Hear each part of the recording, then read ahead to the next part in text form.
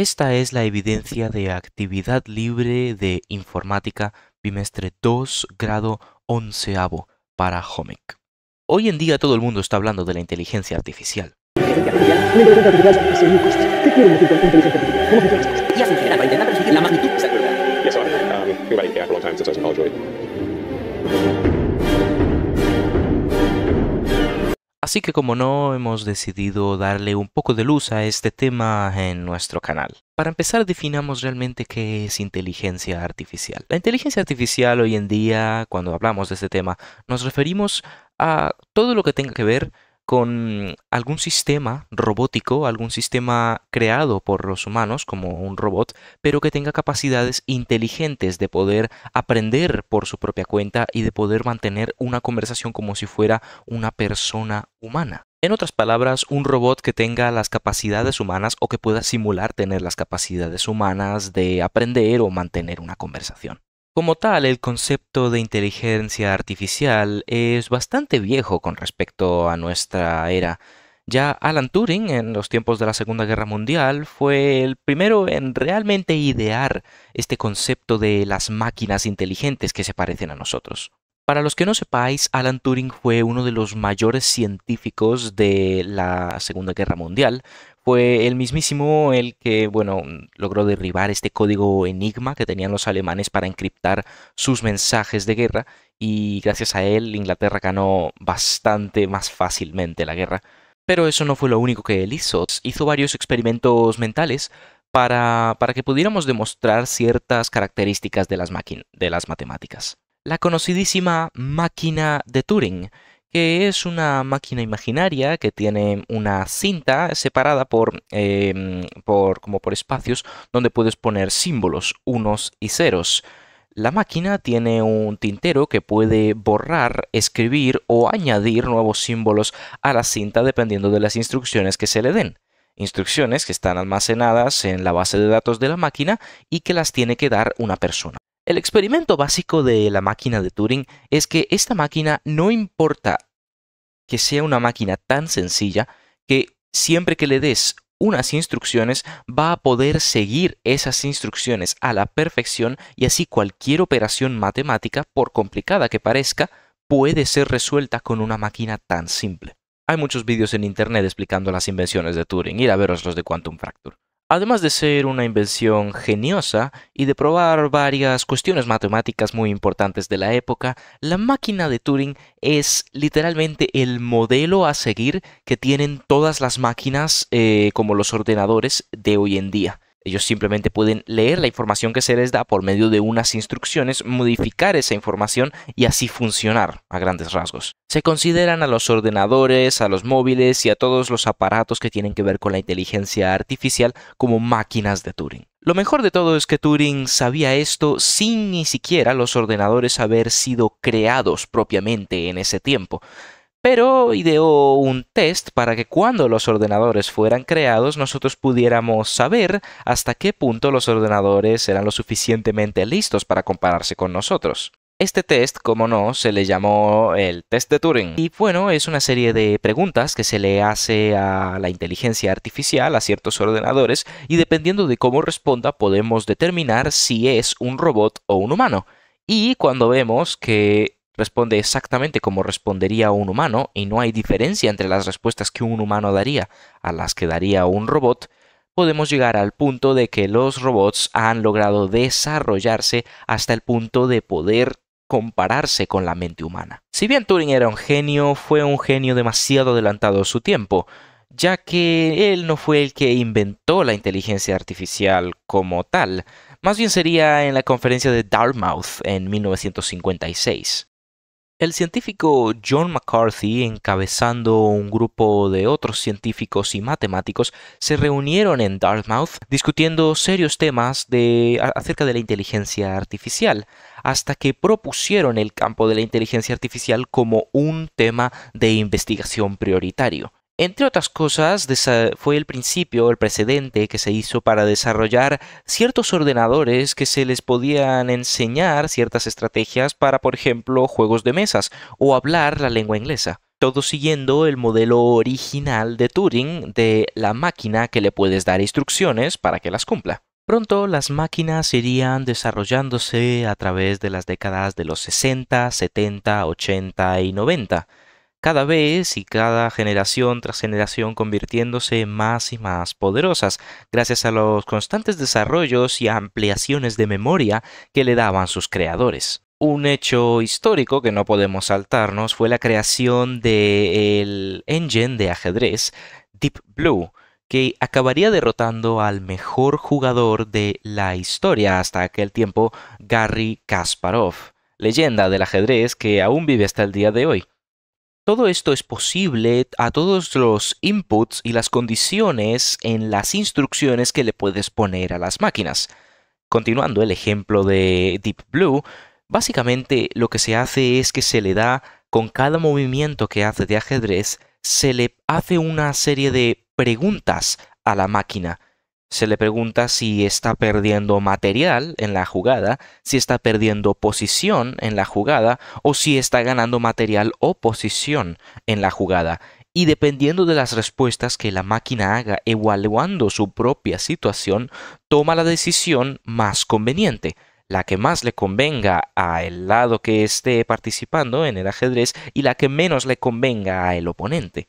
Tal fue este sistema tan avanzado que lograron derrotar al campeón de campeones del ajedrez. Y hoy en día se han desarrollado muchos bots de ajedrez que son infinitamente mejores que los mejores jugadores de ajedrez. Ya desde el año 2000 en adelante, los conocimientos del sistema neurológico cerebral fueron incrementando cada vez más y más, lo que a su vez hizo que comprendiéramos y encontráramos mejores formas de desarrollar inteligencia artificial.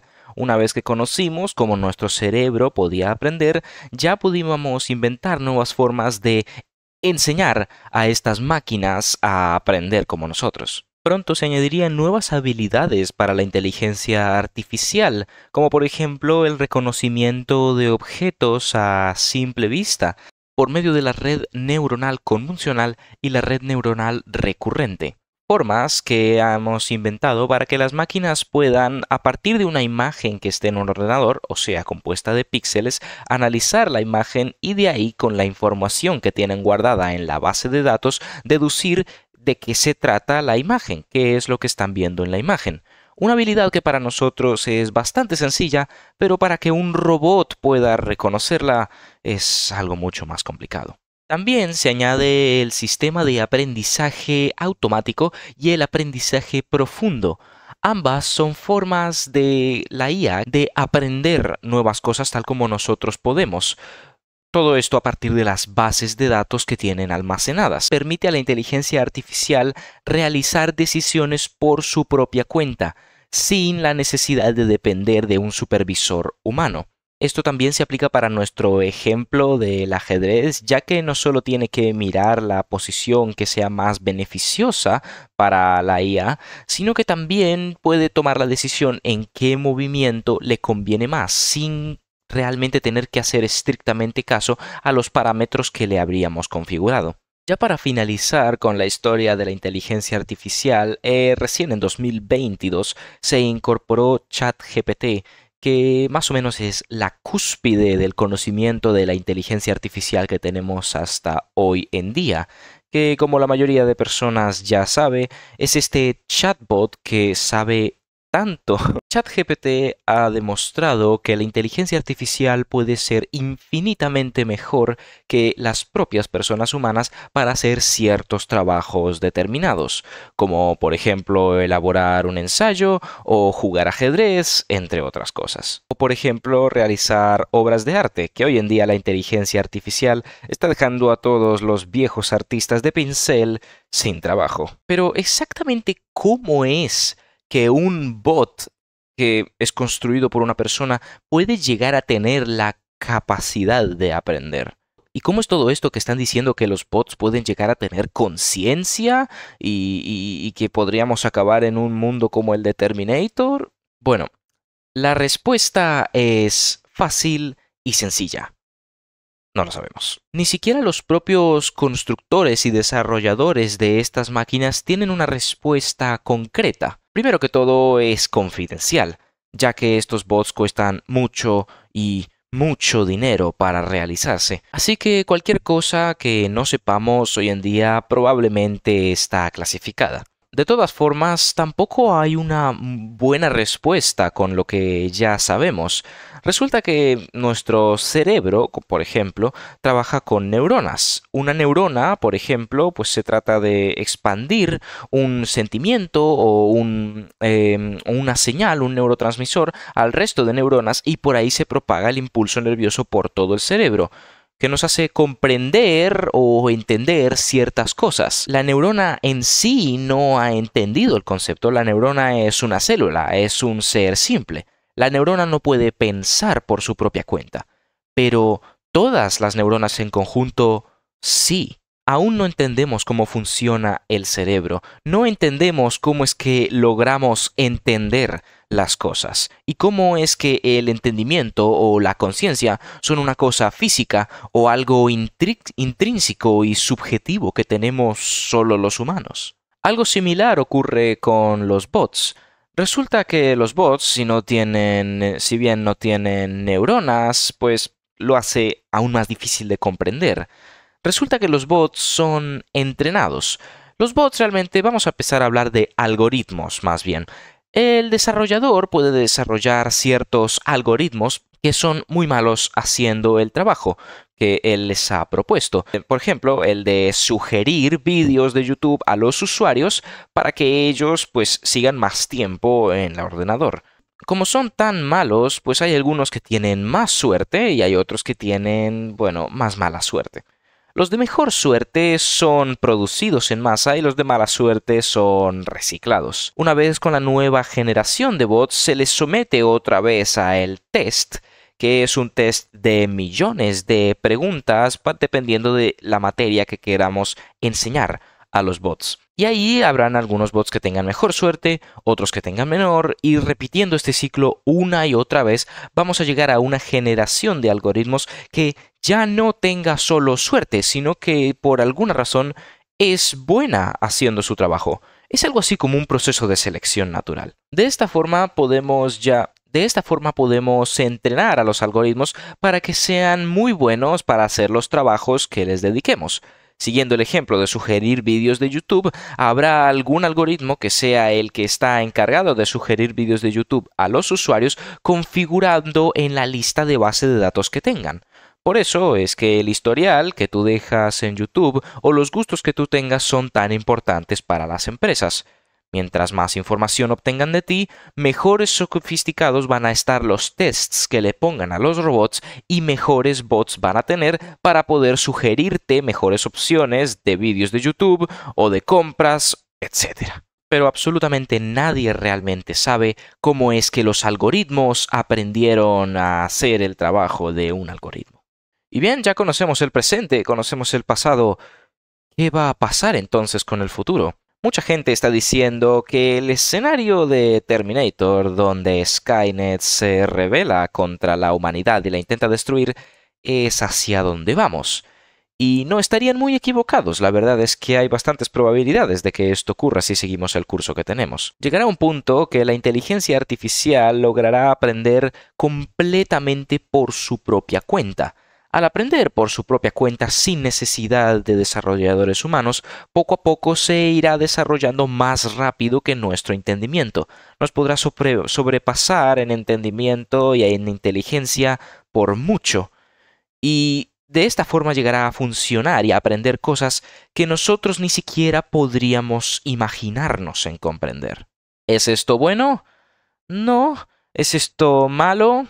Muy probablemente. La inteligencia artificial no tiene sentimientos, no tiene personalidad, no le duele o le causa alegría ciertas cosas. Al contrario, prioriza sus objetivos o para lo que está programado, ignorando las emociones que solo tenemos las personas. De esta forma, tú le puedes pedir a un robot que te traiga una taza de café de Indonesia. Y que el robot, vea que la forma más fácil de traer una taza de café tan exclusivo es matar a la mitad de la población para poder llegar hasta Indonesia en unos segundos. lo cual es cumplir su objetivo, pero cargándose a la mitad de la humanidad. De forma que el punto es que los robots pueden llegar a priorizar más sus objetivos a la seguridad de la especie humana. De forma que puede llegar un momento que prefieran acabar con nosotros porque nos vean como un obstáculo. Así que sí, quién sabe, algún día vendremos el día de juicio. A menos que venga primero el otro día de juicio.